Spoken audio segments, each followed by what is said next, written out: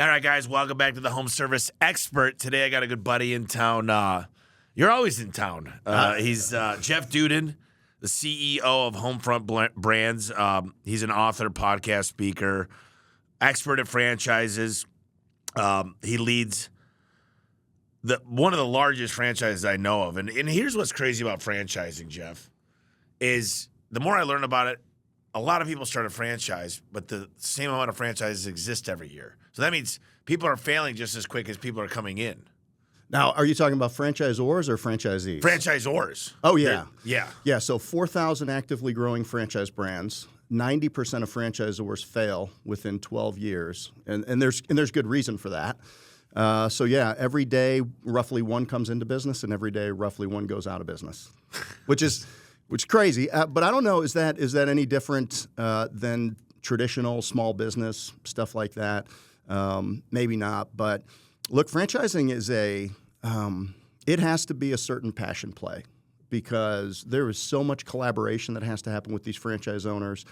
They come from different places. We have a high sophistication, high net worth franchise owners, and then we got people coming out of corporate America for their very first business, and you've got to be able to meet them all where they're at. So a lot of times people franchise their business, and they don't realize that it's going to take upwards of maybe a couple of $1 million of investment ahead of their revenue to be able to build the systems and the processes and put the people in place to meet these franchise owners when they're emerging. So unfortunately, a lot of brands get 5, 10, 15 owners, and then they realize what it is, and then maybe they decide to discontinue it. But ultimately, look, franchising is accelerating at an accelerating rate. There's 829,000 franchise establishments in the United States. 1 out of every 9 people employed works by or for a franchise system, almost 9 million people.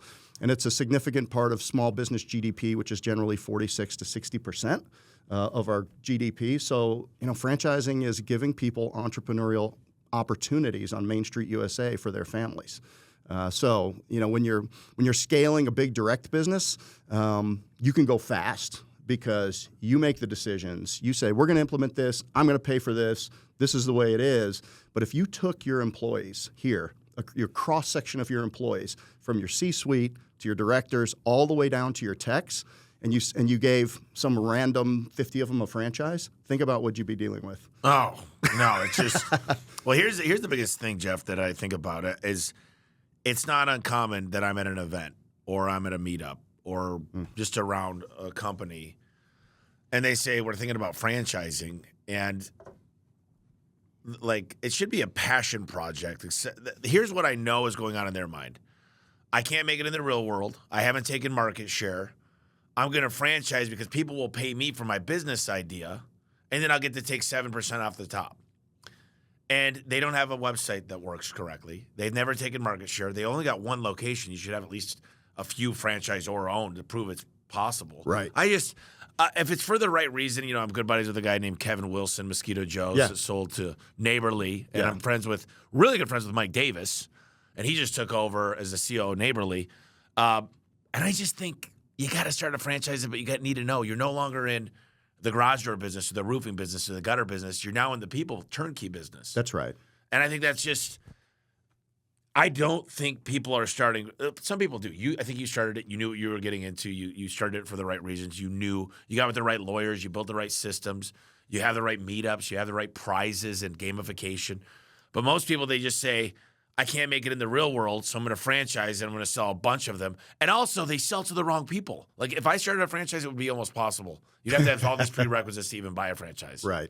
Because it's like one franchisee could screw it for everybody. Yeah, that's fair. Look, franchising, let's think about retail-based locations. Okay, if you want to make real money in franchising, if you're in a retail-based location, it's hard to do it because a fitness studio or a sauna or something like that might have $500,000 of revenue. So if you want to do what some of these – now there's a lot of big multi-unit owners in there.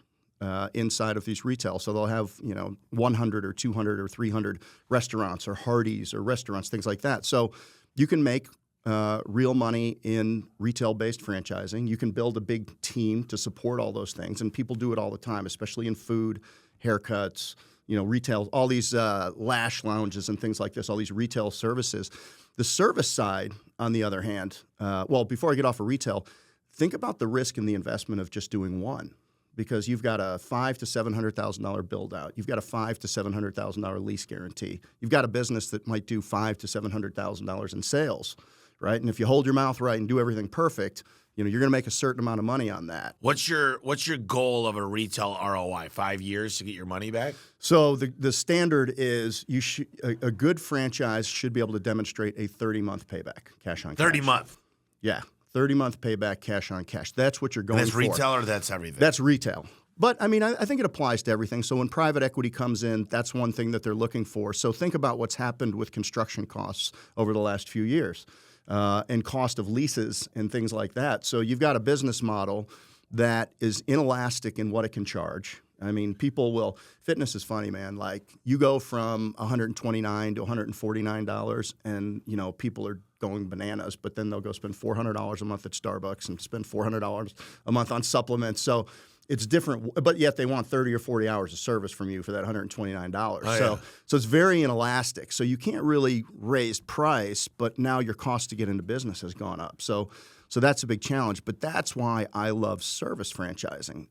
If you look at some of the big platforms like Neighborly or like Authority Brands, there's a great example of a kid that was 28 years old in Central Florida and bought a electrical franchise, first time in business. And 8 years later, he's 36 years old. He had a $70 million electrical franchise, right? Wow. So, and what's happened is private equity has gone, first of all, private equity loves franchisors. Yeah, I think the multiple's even higher than, I've heard of it going into the 20s. Oh, yes. Yeah, absolutely. Because think about it. 20x on EBITDA, 25x on EBITDA, crazy numbers. Yeah. So think about it, the diversification of risk. You've got hundreds or thousands of families that are out there. They're deeply invested in the business. They're deeply invested in their communities. They're working hard. And, it's hard to kill a franchise system because everybody's out there, with the ownership mentality right at the point of attack. So, once at scale, franchise systems are very profitable. They're very durable. But the great thing about property services, and you've proved it to an extreme, is that these businesses can get large every year by taking more market share. And our businesses cost $150,000 to $200,000 to get into. So it's not, and there's no big lease guarantee. So, people can get into business in a Homefront brand and they can liquidate their investment relatively quickly. And then really it's this monopoly game, right? Where, and you'll see it over time as we evolve and you'll get people that are buying their neighbors, or they're stacking more than one Homefront brand on top of each other, building $5, $10, $15, $20 million businesses. And when I first started franchising, really in earnest in 2006 and 2007, there wasn't a big private equity market for the boxes. But now, if you can cobble together, some amount of EBITDA and some amount of top line, they love it being in a franchise system because of the leverage and because of the systems and that. So it's really, and I guess that comes down to I sold my business in 2019. I was a restoration contractor, built a national and even international restoration business and then decided to franchise it. It was a personal family decision because we were working in the Caribbean, Hawaii, and Canada and all over the place. And I had 3 small kids and I decided that I wanted to be home.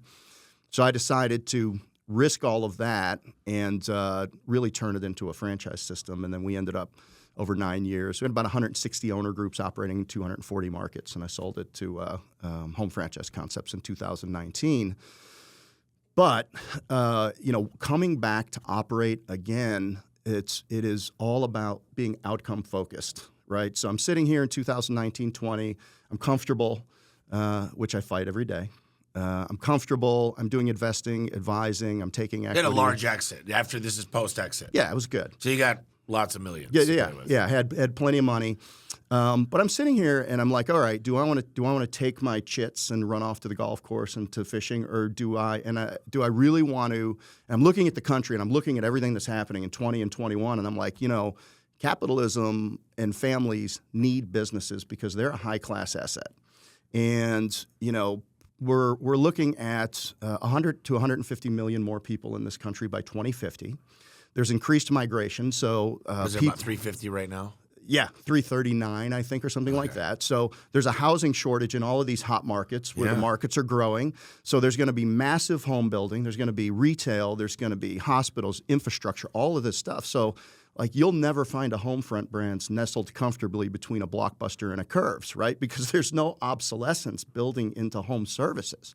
So I know with confidence that if I look a franchise owner in the eye and if I'm committed, I can say, if you put your shoulder to this, if you follow the plan, if you make this a priority, and if you execute, you can build a material business inside of the Homefront Brands platform with this one that you're starting with or additional ones.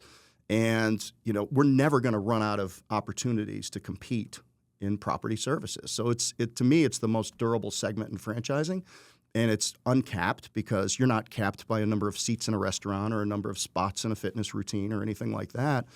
And that's what gets me up every day. But like at the end of the day, you have to be really, really focused on the four-wall economics for the franchise owners. You have to care deeply about these people because in the example that I used, like we get a cross-section of the population.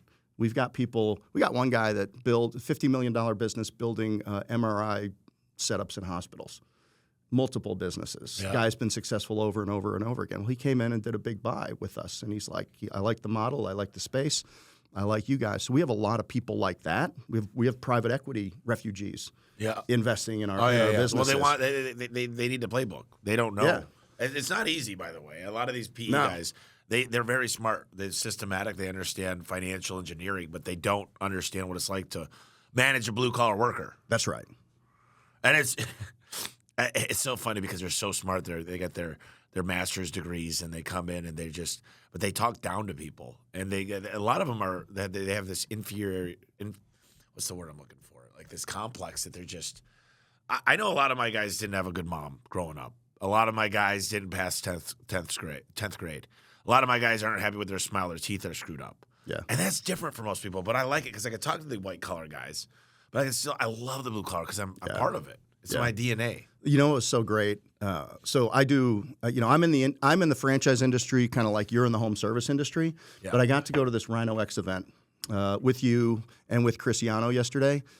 Man, it felt good to be amongst contractors again. Yep. Yeah. I mean, like that's my DNA. And all of these guys are building, $20 to $400 million businesses in there, and they started in their garage. Yep. And it was really great to be in that room. It is great, and it's great. Like, I get a lot out of this, and a lot of it for me is just reminders. Like sometimes you forget the simple things about business. When you said no retail store, one of the things I talked about when I briefly was on with Tom Howard was the way you pick your Google My Business location matters. Right. People, when they lease a building, they're looking for something that's going to suit their needs rather than thinking about it as a marketing play. Mm. And I just feel like if you knew you don't want to be close to big competitors with 10,000 reviews, you want to be in an affluent area where you can get a lot of clients. And that's the gift that keeps giving. You can get 15 to 20 leads a day if you pick the right location for your Google My Business page to get enough reviews and citation sites to make it rank. Yeah. Well, one of the things that you've demonstrated over and over again is this concept of regression analysis. Many people start in business, and I if you think back to when you started, and probably I think back to when I started, it was the same way. I was trying to figure out, okay, what's the next step? What's the next step? What's the next step? If you work backwards from a very specific future, yes, it'll be reverse engineer it. It'll be a completely different set of steps than had you tried to work forward to it. And that's just it. It's like, okay, well, I'm going to pick the location not based on a proximity to a highway or traffic or storefront or drive-bys. It's like, where am I going to get the business from? Yeah, and it's just, but here's the one thing too is I give it all away. A lot of people go into a situation of how do I win? Yeah, and I think about like how can I help them win? And I think that's like the hostage, or not the hostage negotiator. That's Chris Voss. Michael Francini. Yeah, Francini. Yeah. So I said, hey, listen, I got a really good podcast. It's number 7 in the country for business. I'd love to have you on, and if you like me, maybe you'd have me on yours. Yeah. But I said, we'll see how that goes. I go, what's your email? And he gave it to me. Worst case scenario, he says no. Right. I don't care. Yeah. I don't care if you say no. Yeah. Because I'm not afraid to ask. That guy's he's cool. I know you're doing what I'm doing on health, and we sometimes I'm a social drinker. You're a social drinker. Tell the audience here the line you told me because this is hilarious. Yeah, I. So you broke after 37 minutes. I did. I was look. So I've done three things in the last probably 120 days. I've cut my alcohol consumption down by like 98%, which wasn't a ton, but I still don't recover like I used to. Right. I mean, I got a good 15, 16 years on you, and I need every bit of energy that I got. Started that journal that I shared with you, and cut my screen time down to an hour. And it's part of our job as business owners is to create space so the universe can organize itself and we can calm the swirl around all the opportunities that we have. And so I shared that with you, and you had shared something similar with me, and then we're at this great party, right? And I held off for a little while. You did great. And then it's like we went to the VIP dinner, and it was a special drink paired with a special. So I had to have 5 drinks with 5 courses, right? So that was out the window. He said, "How'd you do last night?" Well, I said, you said, look, I tried to make it, but I broke. And we started laughing and tell them the line. Yeah, I said I tried to stop after 1, but it was actually 1:30.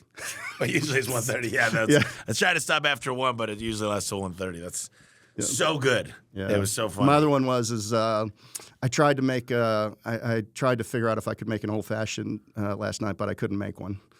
But I could make 4. That's great. You were saying about gyms. I know this company called TSG, and they invested in Planet Fitness. And the model there is like, let's give it away for nothing, but no one's going to come. Yeah. I mean, what is it, $15? Yeah, I mean, they'll do $1.5 million to $2 million in a location, but they'll make $500,000 or $600,000. And just on, who cancels $10? Nobody. That's a cool thing. Is that what do you think my service agreement costs a month? Yeah, $12.95. It costs you more in gas to drive over there and cancel. Yeah, than it does to cancel. And nobody it's not a gym if you're really serious about working out. I hate to say this because it's not like a bad gym. I know they got nice equipment, but it's not something that I'd want to be involved in because there's not enough free weights. It's not made for your like a bodybuilder. Right. But that's okay. And it's affordable and it's a decent gym. I mean, what's cool is like we worked out a special deal with them through our HR department of like we even get a better price for our employees. Healthy employees that are working out, they think better, they produce more, they're happier in general. Let me ask you a question. I was thinking about this because my mom asked me this question years ago, and she said, "When's enough for you? Like, what's the goal here?" And I said, "Mom, don't you understand?" She says, "Understand what?" I said, "Mike, Tiger Woods won 4 majors in a row. Did his mom tell him to stop golfing?" Right. I go, I'm Tiger Woods, but I'm in business. Yeah. I'm not Tiger Woods. That's kind of cocky, but I said, "Mom, this is what I love to do." You're pretty close to the Tiger Woods of home service. Yeah. But not to glaze you like a donut, but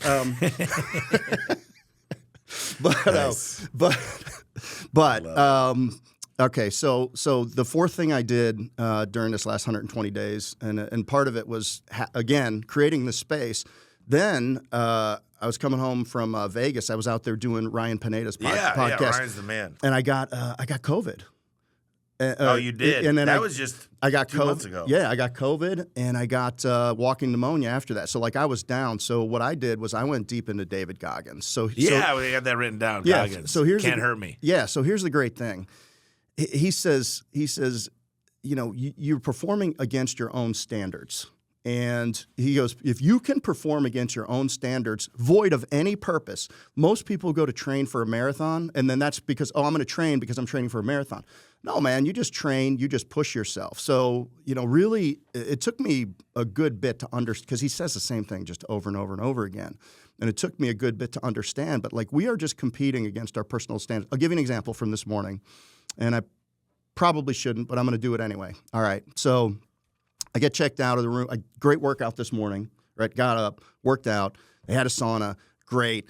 I get my stuff packed together. I'm like, all right, I got just enough time to grab something to eat and then to get over here and be on time. So I go down to this little kiosk and I get a breakfast burrito and a cup of coffee, which is sitting right here.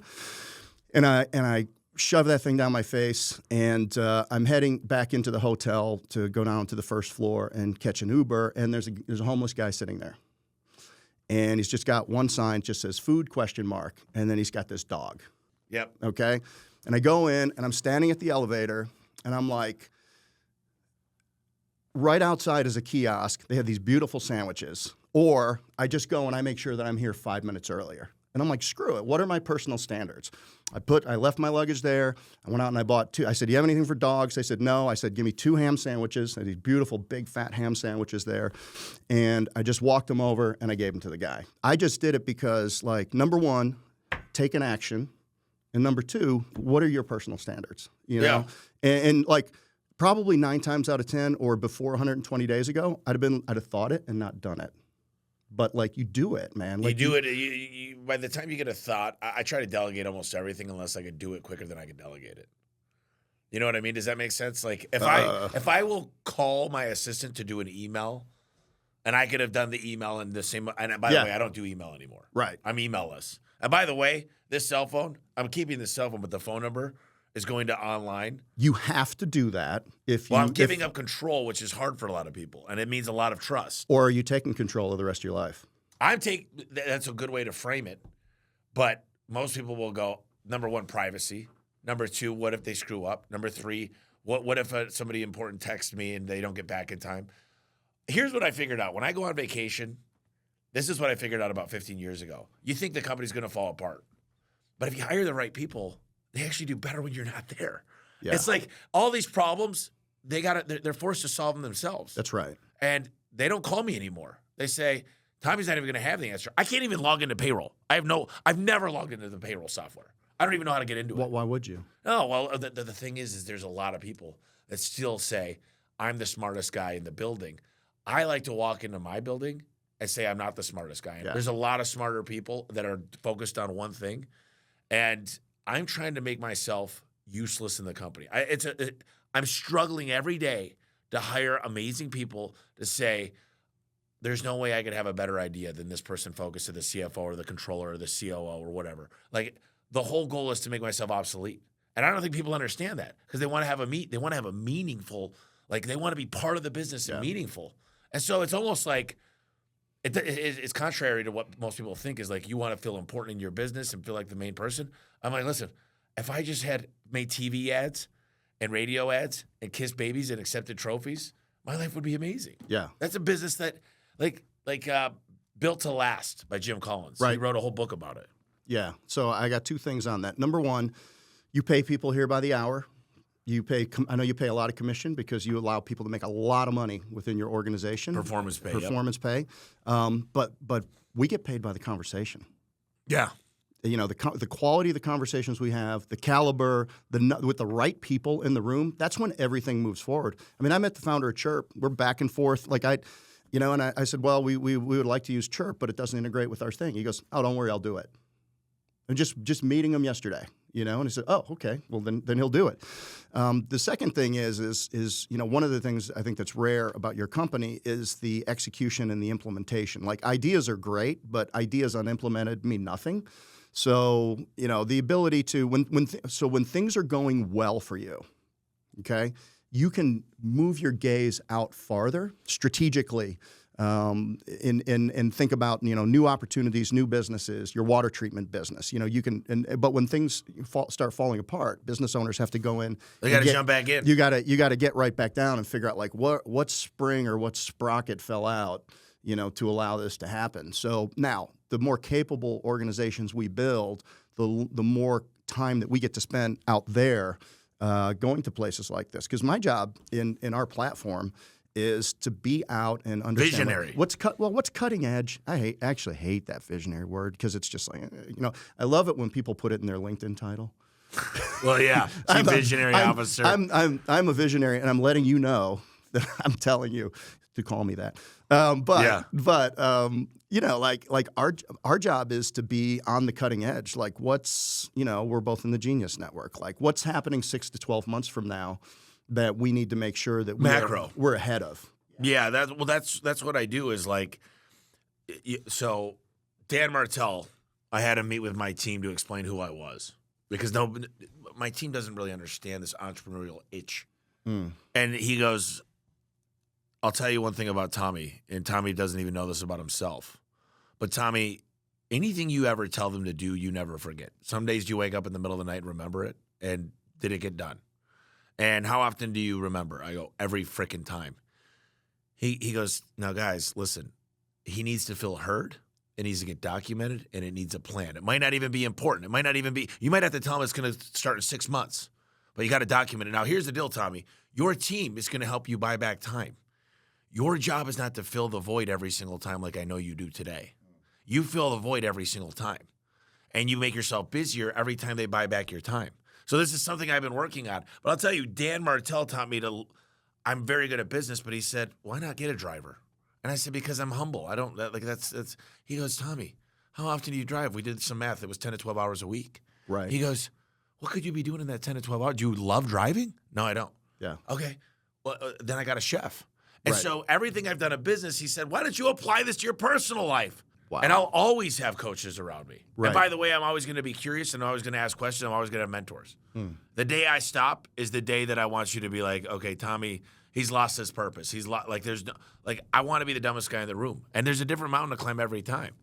So Where was your that. inflection point? Like, where was the inflection point where you were an operator of a garage door business, and then in the next day or the next week, you were a business builder, a visionary, and an entrepreneur? I got to $17 million by brute force, and then I met Al Levy, number 2 on the podcast, Home Service Expert, which we're on right now.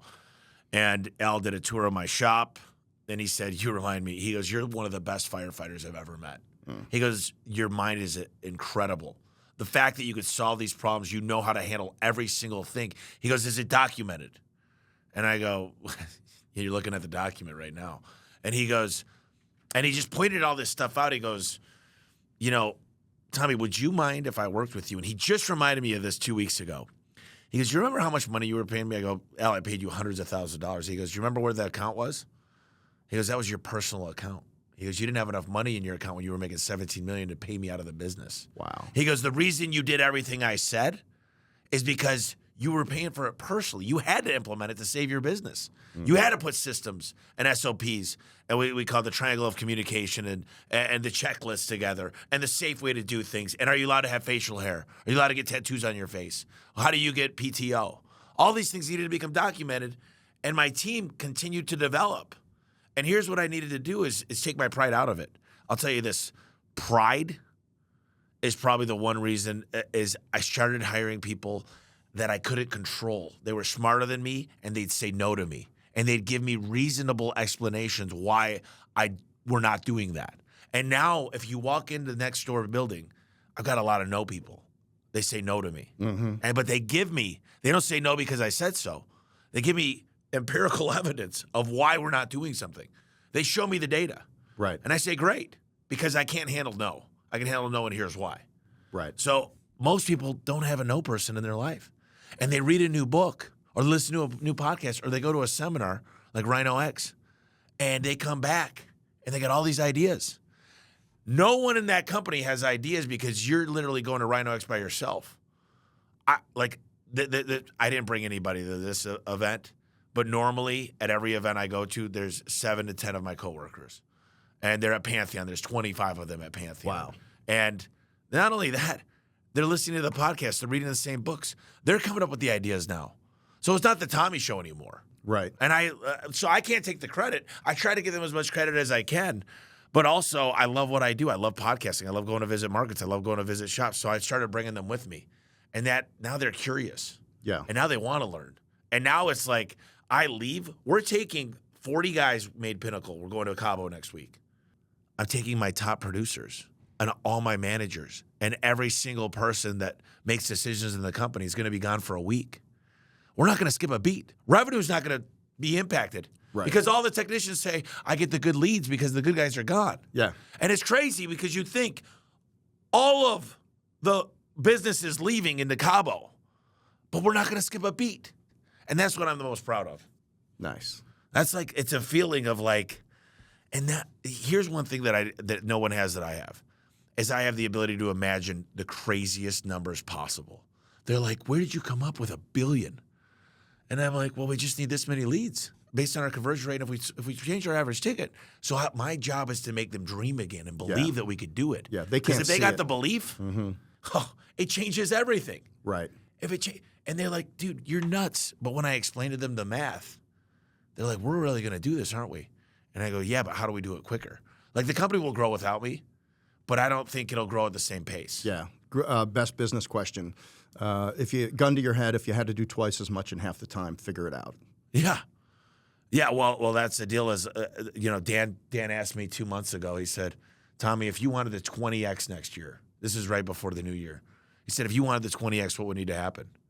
And he goes, don't answer. Think about it before you answer. And he basically made me build a guide to 20X. Yeah. And now it's possible, but it had to be really deep thinking. It was about the question. But here's the deal.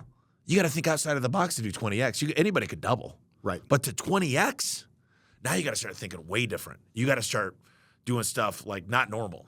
Yeah. I love, dude, you can tell how passionate I get. This is like, and here's the deal. I talked to Gino Wickman a while back, and he wrote EOS, the whole idea of how to systematically change your life and business. And he said, when I sold EOS, he still owns 12.5%. He goes, I feel like I lost a piece of me. He goes, I was like super depressing. Like I was depressed. And he goes, I lost purpose. I had a pot of gold. They gave me a lot of money. Right. But I lost purpose. And a lot of people, when they sell their business, I don't know, did you feel this way initially? Because you said I don't want to disappear to the golf course. Yeah, no, I was ready. I'd built the business for 25 years. I was 50. I knew that there was more to do, but like I was not good enough to extract myself from the business. And plus, man, like you have a business for 25 years. All my personal real estate was handled by my business office. I mean, everything was.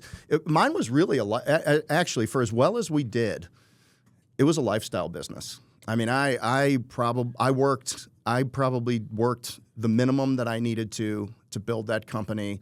I coached all my kids' sports. I prioritized my family.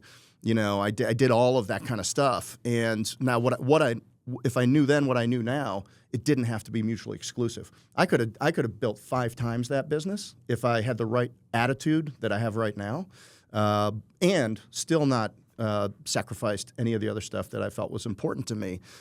So, but I knew, but I didn't make a decision to sell the business until I got into something called YPO, Young Presidents. YPO, yeah. And then what I realized was everybody in YPO had sold a business. So I just hadn't been in the right rooms, because I was, to your question, man, when I went to sell the business, like it was a no-brainer, and I never thought twice about the decision, but that doesn't mean it wasn't hard to basically take my identity and strip it away from this business and then go into nothing. Yeah. And I did fill it with a lot of business activity, but in which I learned some stuff, but I probably should have followed some advice and maybe taken 6 months sabbatical, but I took 3 days. What would you tell yourself if you could go back 15 years? What would be the advice for younger, I guess? Oh, I would have focused on. We franchised our business, and we didn't hire one person that had experience franchising. We figured it all out. We went and got like the guidelines from the government, and we wrote our own thing. I mean, it's like we were so proud that we were doing it ourselves, which was the stupidest thing on the planet. So if I would have just got 2 or 3, like your guy that came in here, if I would have been humble enough, smart enough to do that earlier, everything would have been different. Now I have no regrets. Like, I'm big on this concept of body of work. Okay, every action that we do, every single day, every conversation we have, like it's either additive or subtractive to who we are in our body of work. And at the end of the day, at the end of our life, like we got to be good with it. Like it's just this huge ledger of pluses and minuses. How'd you spend your time? What'd you do? And your body of work, like you mentioned it. You're very giving. You got home service freedom. You got your vertical track. You're like, hey, if you can execute on what I do, God bless you. Here Only it is. 1%. The 1 or Yeah. 3%. Yeah, is so you very don't even rare. have to worry about giving everything that you know because you know darn well that like almost nobody's going to be able to do Everyone it. knows how to get a six-pack, but they don't do it. They're waiting for the magic watermelon diet. Yeah, and nobody's going to catch you. So Yeah. you're fine. But But what's nice is like, dude, like people like me and trust me because I don't hold back. And I'm like, dude, I'll give you guys everything I know. and you're not grabby. Yeah, the deal is like in the future, I promise you, what Joe Paul has taught us is easy, lucrative, and fun. Yeah. I'm going to be business partners with a hell of a lot of people. Yeah. And I won't do it unless I think I could improve their lives more than it is today. People say, what do you want? And I say, when I die, I want people to say, when I shook Tommy's hand, he meant it. And if ever I screw somebody over, I'm just going to give them the money back. Or let's separate. Yeah. We're going to have a prenup in every deal I do. Yeah. And if it's not fun and it feels like something's not working, I'm out. I don't want your money. Right. I want to have fun, and I want to be a blessing in your life, not like the rule I always give, Jeff, is when you look at your phone, when you see somebody calling the caller ID, you get excited. Are you like excited and going, "What's up? Yeah. How's your day going? Like, what happened today?" Or are you like, like I understand family, you can't get rid of them, but but when you got businesses, when you get that feeling, then you need to make a change because your life's going to end prematurely with that stress, anxiety, and depression of just dealing with people like that in your life. Yeah, man. So like body of work. At the end of it, you want to go back and you want to be in business with people that you like. You want to have made a difference. You want to have impacted their lives. You want to, I mean, so, everything we do, man, is, people are so sloppy and lazy and undisciplined with how they invest their time and energy and their money. And, yeah, man, 15 years ago, I would have given up so much more to get the right people around me and focused on You said you gave up a lot on this new deal. You said you were almost too nice about the way you gave money out on this. It's been, I don't have any heartburn about it, but like, it's, it's. So you almost went the opposite direction. Yeah, and we have great people. We got really strong brand presidents that are proven in the industry. We got a really strong C-suite. Honestly, that's one of the reasons that, like, fundamentally, whenever it is at the end of the day, when whoever it is looks at this business, like private equity, this thing is ticked and tied from day one.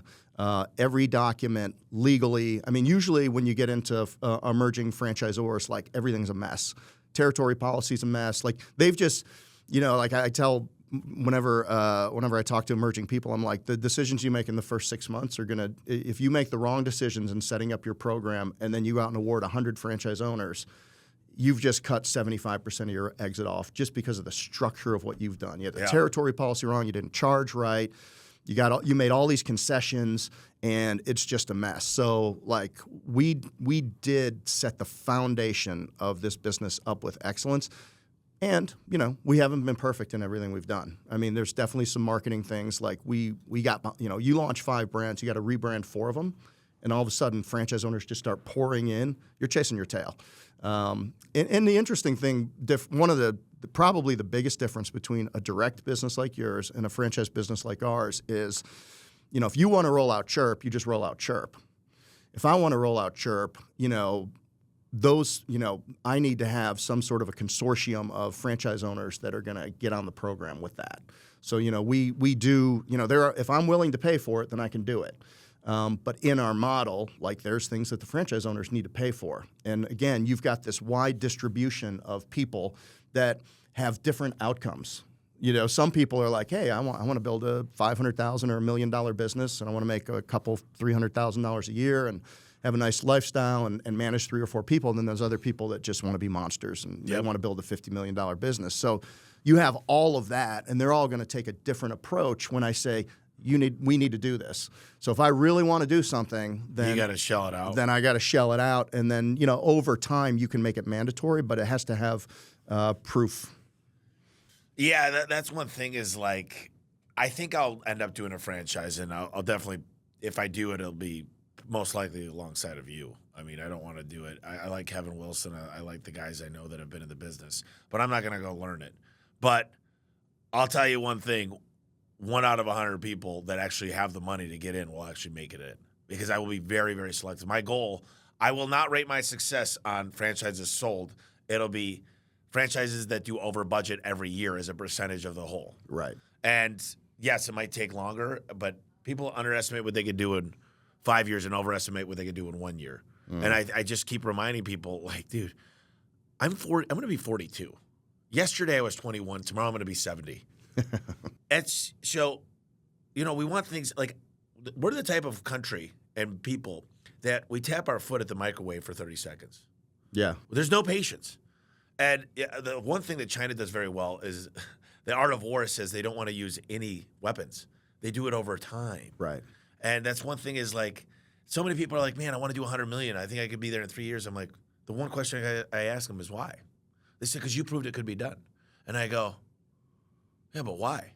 Like, what are you going to do? And the problem is people say, well, I want to do this with the money. And I'm like, see, I don't even view money that way. I got to make money. I plan on spending the money off the compound interest, not the principal. And people don't understand that concept at all. People write down when they're going to make, and they write down their cars, their houses, what they want to do, where they want to travel. Yeah. And they blow it all. Like, I know half the people you saw in that room yesterday with an exit don't have any money. They've got a lot of assets, but they don't have, like they're not liquid. It's crazy to me. Like, I'm super, super, super liquid. And, I know I can make more IRR if I put some of the money into PE, but after I did my deal, and it wasn't too far after your deal, it was 2022, the tail end of 2022, I'm addicted to deals now.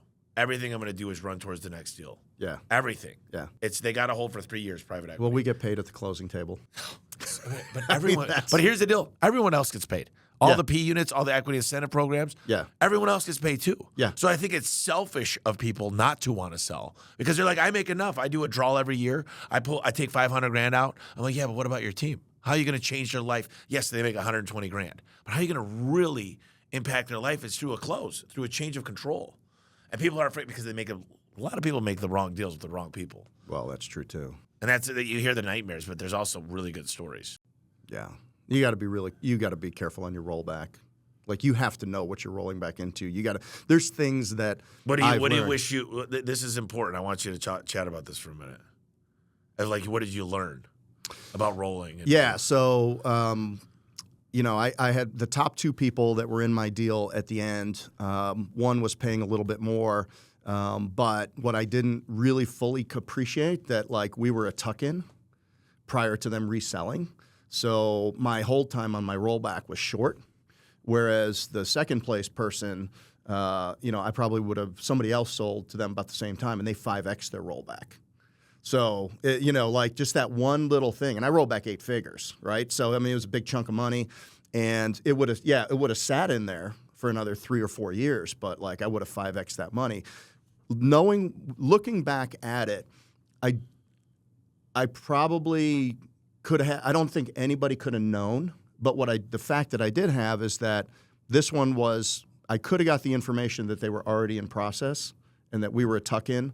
And that we were, whatever I rolled in was going to roll back relatively quickly.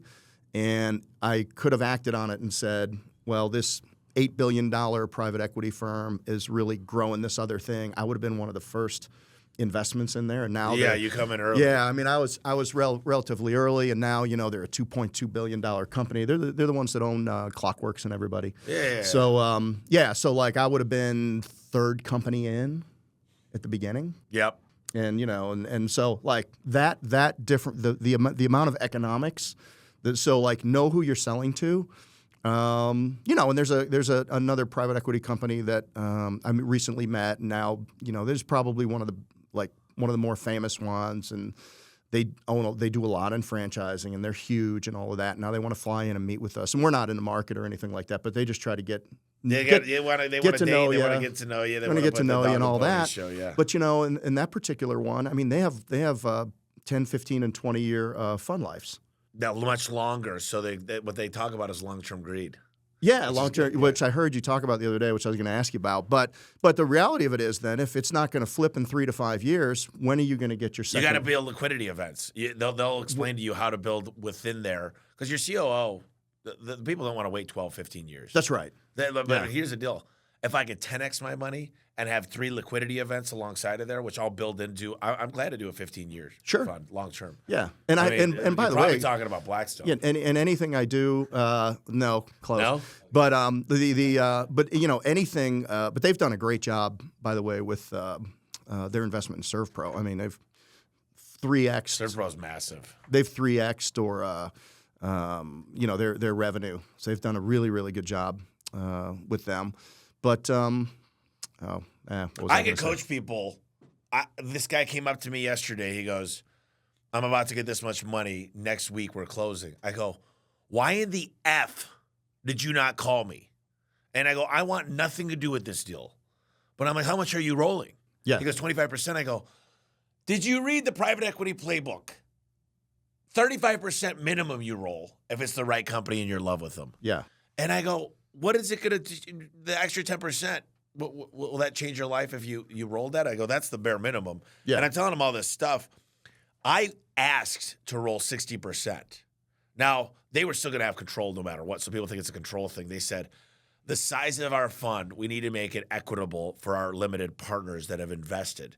So we'll give you 49%. Mm-hmm. And people thought I was nuts. They're like, dude, you're kind of a lot of your net worth is still wrapped into one thing. You're not diversified. Yeah, but nothing is going to change your life from here on out. That's the deal. Is like, but You here's might the as well thing. go big. I mean, here's the deal. Is like now it's like my buddy Dale went to California to visit a friend of his, and he goes, you know what everybody says about you, Tommy? He goes, this guy, you don't even know who he is, but your hope that somebody in a blue collar industry, you're a garage door guy, could potentially become a billionaire, is you are walking hope. And everybody's cheering you on. And you got to hold yourself and make the right decisions to prove it's possible. So I'm sprinting, man. And I'm making all the decisions and I'm pulling in help. And I'm the first one to ask. Listen, my dad and my grandpa, they're manly men, man. They don't ask for directions. They take stuff apart and fix it. I'm the first one to beg for help. And if I get a no, okay, I'm okay with it. Yeah. Some people don't, they don't say yes to me. Some people, they're like, they're too busy. You know, they literally say, sorry, kid, I can't help you. And that's okay. I don't take it personal. It doesn't mean they hate me. Yeah. They don't even know me. So I don't take offense to it. But so many people, they're so afraid to ask because they don't want to get let down. Yeah. Do you think it's rare that your equity partner gives you this much latitude to do whatever it is you want, or was that the deal going in? Well, what they always tell me is we didn't buy A1. We invested in you. That's right. We wouldn't have done this deal without Tommy Mello. Not a chance. Sure. And they said you were a. They said, to be honest, you were an educated gamble because nobody knew if they were going to be able to tame Tommy Mello. Yeah. And you know what they told me is 10 PE companies called them afterwards. After 6 months and said, what it's like to work with that dude. Were you able to does he listen at all? And one of the guys goes, dude, he not only listens, but he calls and asks for help every day. And he takes our advice and he runs with it.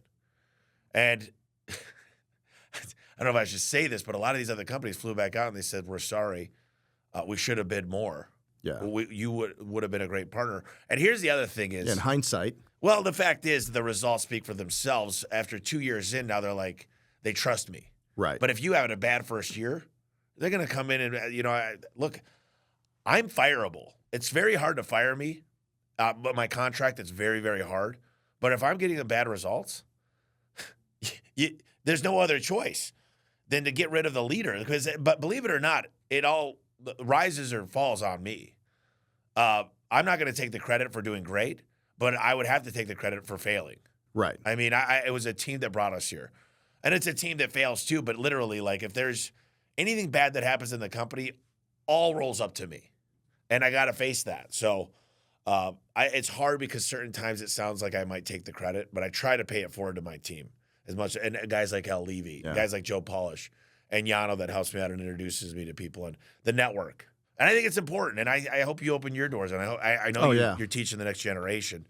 And you should be teaching out a franchise too. Yeah. Actually, I'm probably rolling out an education business in that space just because, I do care about expanding the reach and relevance and the professionalism of the franchise industry. I mean, I've heard you say before, hey, it's a lazy way to do it. If you can't do it, it's a lazy way to build a business. Well, I think that's 90% of them, but the 10% that do it for the right reasons are incredible. Yeah, and people get big eyes, right? And they say, well, I got this donut shop, and there should be 1,000 of these donut shops, but they really don't understand what it takes. But they get around somebody that, and the bottom line is families get hurt. Like many franchise owners invest their life savings in a business.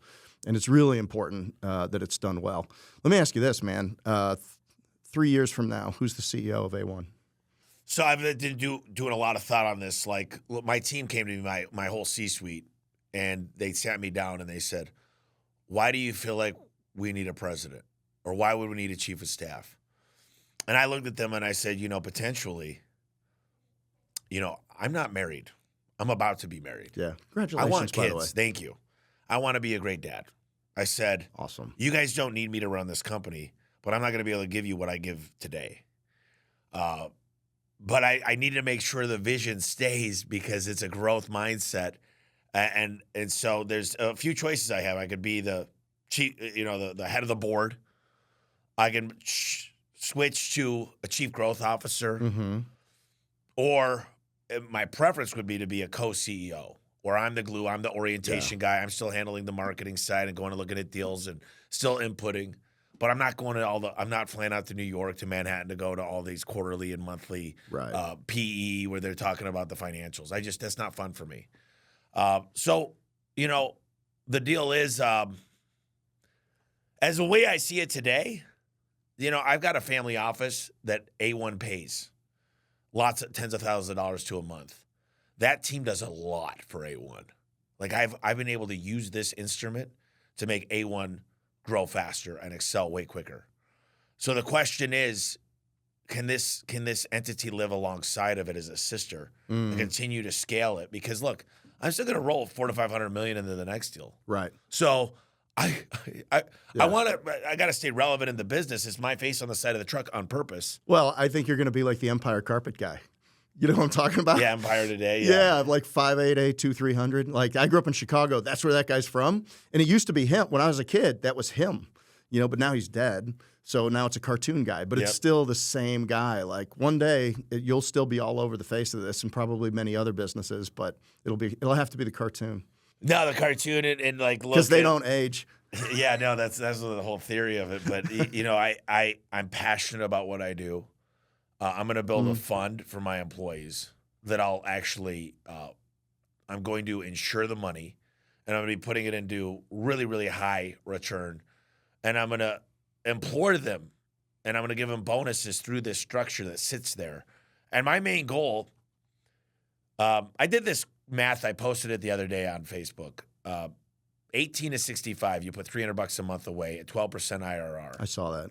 You got $8.4 million. That's right. So my plan is just if I could get them $1 million over time, I'd give them. But it's going to take some discipline and some consistency and some delayed gratification. But my plan is to teach people this, and I'm not their provider. Everyone that's got equity in the business, they've earned it. I can't take credit for that. Yeah. So I tell my kids, like when they want to buy something, like rims or something, I'd say, okay, you're going to spend $1,000 on this. Are you willing to give up $65,000 25 years from now? Because that $1,000, if you put it in a spreadsheet and you hit it with 8%, it's like right in that 25-year range, it turns into 65 grand. Yeah. And I'm like, are you willing to give that up? Like, I mean, compound interest is the eighth wonder of the world. I mean, you're young. Thank God I invested in a lot of real estate young. I was just a kind of a contractor, and I know you did apartment buildings, but I was just building houses and owning rental property, and everywhere I went, we bought an office building and stuff like that. And thank God that adds up. Thank God. I mean, over time, it's just, you could never. You couldn't afford to buy the stuff today for what I bought it over time, and it's the same thing for them. They need to be putting together these assets, but like people don't do it. And then what happens is, right? They have just enough to live, and all of a sudden we go through an inflationary period. People are in their 50s and 60s. They don't have the same earning potential or the energy. And next thing you know, like my mom's still living, and she is tight. I mean, like one rotisserie chicken, 3 days. And she's got some money. And I told her, I said, please spend your money. I'll take care of you. You know, you don't have to worry about running. You got your house is cash. We bought her a house for cash when she moved to North Carolina 3 years ago. She's got money in the bank, but What year was she born? let's see. She was born in 44. So her parents lived through the Great Depression. This is when people used to, like, they looked bad at money. They like look at the rich folks because, you know, there was very little rich. I mean, you would, like, you were one of 100 that would wait to see if you got a job that day. That's right. You know, and the deal is, and that's if your family's going to have bread that week. And so, like, at Thanksgiving, the old saying would be like, look at us, we're eating like rich folks. Because being rich was bad. It was evil. And so people have this really bad conception of money. And it's not a bad thing. Like, now, luckily, we're phasing out of this Great Depression mode. But I'm like, dude, I have an obligation. You know, one of the things I went to church, I went to breakfast with my pastor, and I'm like, man, this next turn, I'm gonna give like tens of millions of dollars to the church, but 10%. I you know what? I got a pretty big tax bill waiting in heaven because I haven't given the 10%, and I made a deal, and you know, there's a bad deal. If I died, I got to put this in my will, but I just said, God, let me reinvest this money for you. And I'll give it to you at a much bigger value. Yeah. I mean, I remember praying and saying this. I'll make it up to you. I'll make it up, but you can't. I guess you can't buy your seats in heaven. You know, this idea of more money, more problems. More like, dude, my houses, they always have issues. My cars, they have issues. Like, people don't understand the reason rich people get depressed and get on drugs and become alcoholics and don't have great relationships is I'm fine. I'm ready for it, and I'm prepared. But a lot of people, it's miserable. All of a sudden, people don't treat them the same. They use them. They look at them as a piece of money. And I go, people are like, well, what do you think when people look at you as like having all this money and they use you? I'm like, this is just, it's okay. Yeah. I'm like, this is what happens. Yeah. And I'm prepared for it. All right. You're already a billionaire, just not today. But it's destined. It's the die's been cast. And you get your family going. By the way, you'll never regret doing that. You'll never regret. That's why I was put on the service. It's the greatest thing. That's my legacy. Forget entrepreneurship. I hang my hat on that. We're 3 for 3 with our kids, and you know, I'll never regret anything that I sacrificed for that.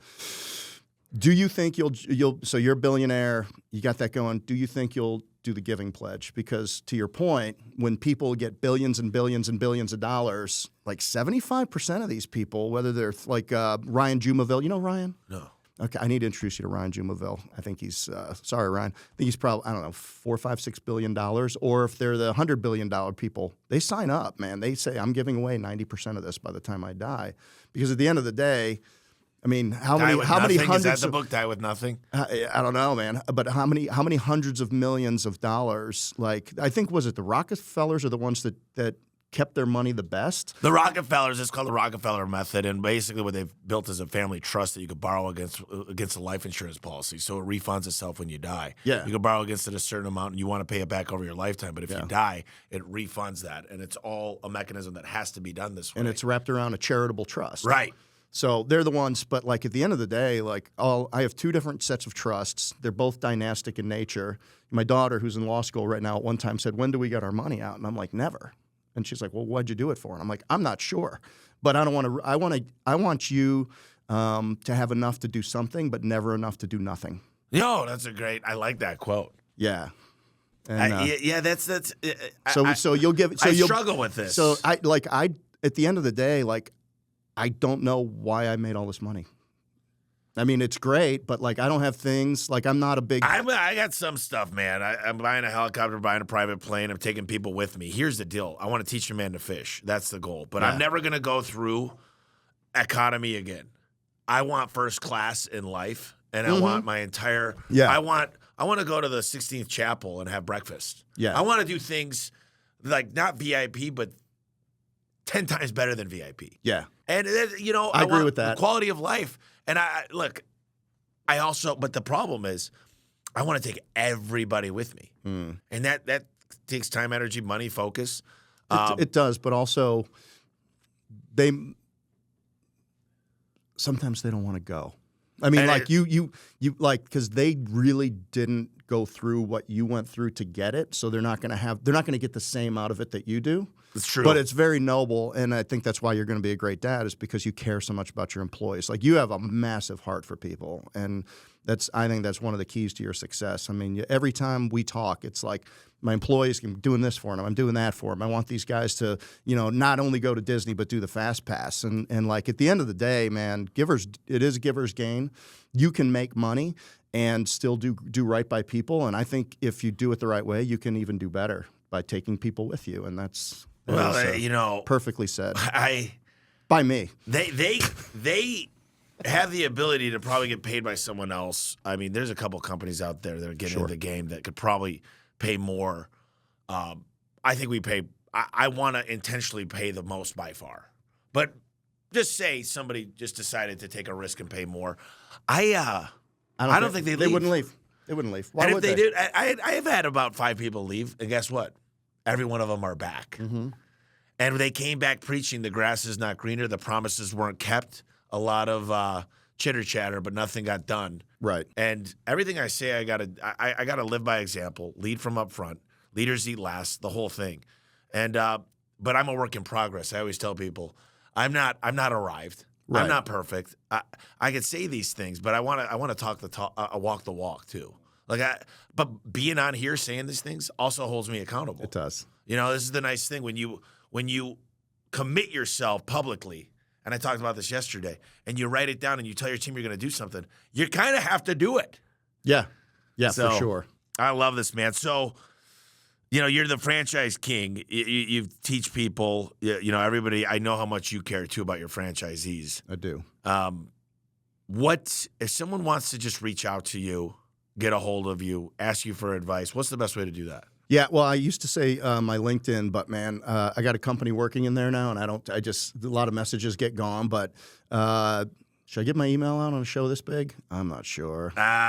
You know what? You got somebody screening it? Yeah. Okay, then you're good. All right. Well, hey, you can just reach out to me at jeff@dudan.me.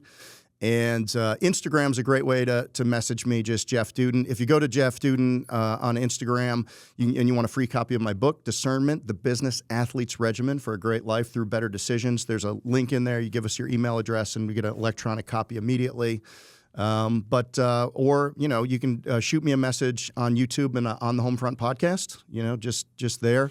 But not hard to get a hold of. Instagram's good. If you're hanging out, and you're at home, and you got an hour a day, are you on Facebook, Instagram, LinkedIn, TikTok, YouTube? What's your choice? My choice is Instagram and LinkedIn. Okay, Instagram and LinkedIn. Instagram and LinkedIn. And usually I'm just in there just checking for anything that I need to do, any engagement that I need to pay attention to, how things are performing or whatever it is. An hour a day between Facebook, Instagram, and LinkedIn is enough time to check, but not enough time to get to scroll. I say majority is Facebook for me. Is it? And the problem is I got to get Facebook up because I still handle my own messages. And people are always like, this can't be really Tommy. I'm like, it's pretty pathetic. Yeah. What other, the other question I always ask is there any books other than like Rich Dad, Poor Dad and E-Myth and the famous Dale Carnegie and Napoleon Hill, books that really shaped you and you really think that the listeners should get a hold of? Oh, God, shaped me way back. Well, I know the David Goggins. Can't Hurt Me. Can't Hurt Me's great. Good to Great was something early for me. 5 Dysfunctions of a Team by Lencioni was something that was very instrumental for me early. Man, I'm big into Dan Martell. Buy Back Your Time right now. I mean, if I had to pick one book for people to read right now, that might be it. Listen, we talked about a lot of stuff, though. What I'd like to do is give you a few minutes to just finish us up on anything you want to talk about. Oh, well, hey, I appreciate it. I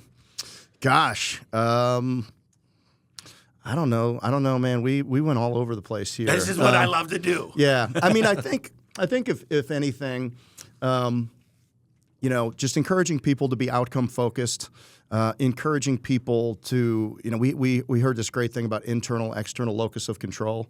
You were talking about that earlier, like I'm in charge of this, I'm in charge, and letting people understand that like you are in control. Every decision that you make, every action that you take determines the slope of your line. It determines the velocity of your business. It determines the quality of your life. And and you can do that in a franchise model. You can do that in your personal life. You can do it in a direct business. But at the end of the day, man, like it's body of work. And every action that you take or every inaction that you should have taken that you didn't, it's a plus or a minus check, man. And at the end of the day, there's a tally. At the end of the week, there's a tally. And at the end of your life, there's a tally. And just for God's sake, stop worrying about what other people think. Stop making decisions based on ego. And we had a great conversation this week, man. There's these HVAC guys, and some of them have 11 locations, and they're like, yeah, we should have stayed in one location because it was our ego that drove us to open up those other cities, and they weren't fully committed. So, I mean, I hate that I have to be 56 years old to continue to learn hard lessons, making mistakes, but man, just take care of your business. Raise your, only care about your own standards. Do things like that when nobody's looking. Like I brought the guy the sandwiches today. Good example. And just, people should have a great life. I don't understand why everybody can't, within their own capabilities, within their own skill, from wherever they sit, have a great life. And I would like to leave people with that. At Homefront Brands, man, we are 100. It used to be. There's lots of different things in franchising, people, responsible franchising or autonomy or freedom. Like we are focused on outcomes.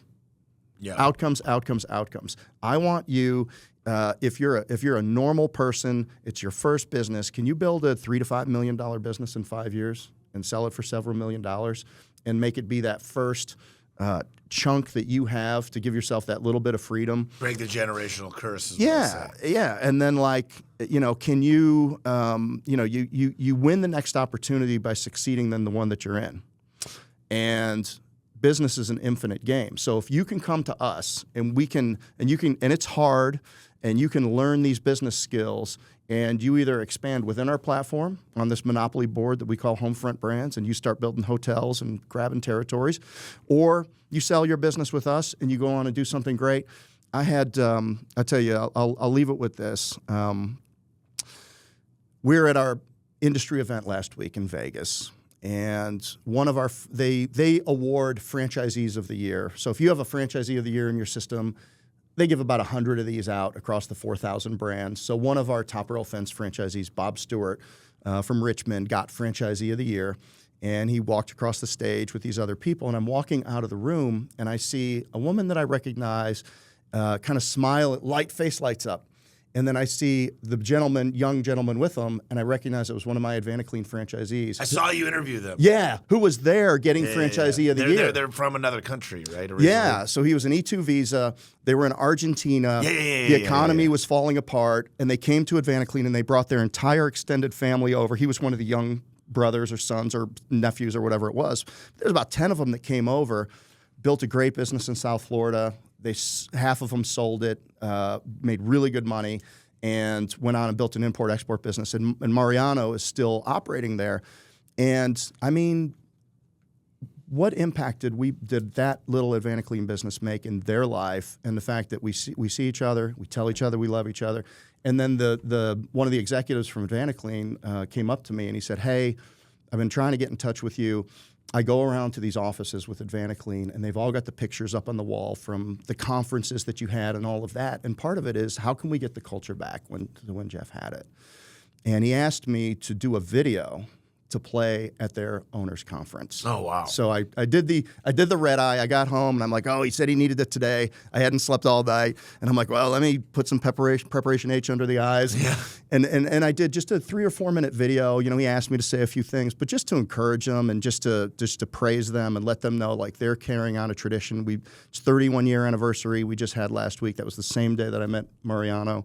And okay, body of work made a difference in that life. Ah, it's so great. Yeah. So, and that's at the end of the day, man, we can't take it with us, but it just matters what we do while we're here and who we do it with more than anything. I love it, man. Well, this was fantastic. I really appreciate you sticking around to do this. Yeah, and honored. Yeah, man, you're an amazing guy. I'm gonna come visit you soon too. East Coast, Charlotte area, right? Yes, sir. All right, man. Well, listen, I'll let you get out of here. I appreciate it. This is Greg. Thank you guys for listening, and we'll catch you on the next episode. Thank you, sir.